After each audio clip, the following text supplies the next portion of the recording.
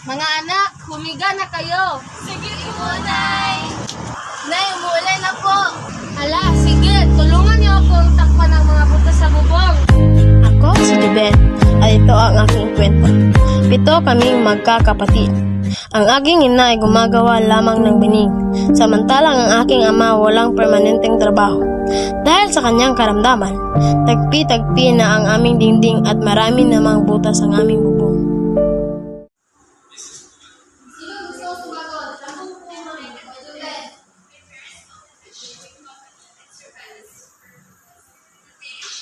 Very good, Jubel. Clap your hands, everyone.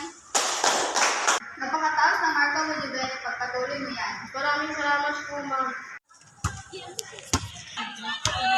Ano si Juven? Isali natin siya. Sige.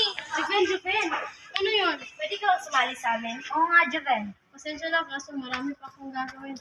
Ganun ba? Sige, sa susunod na lang. Alam. Para po, kuya.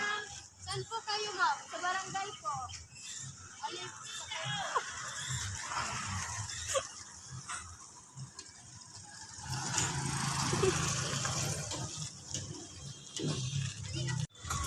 Opo, kuya.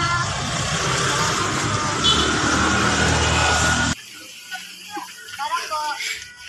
Saan po kayo, ma'am? Wala, prints lang po. Sige, sa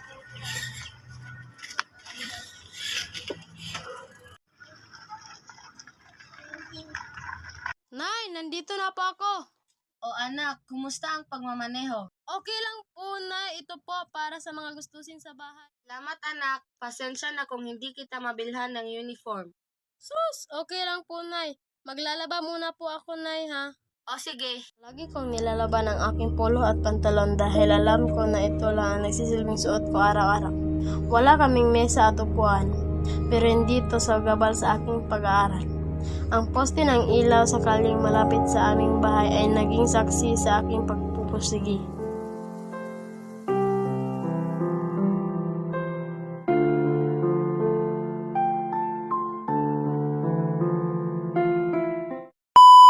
salamat anak, pasensya na kung hindi kita mabilhan. Action!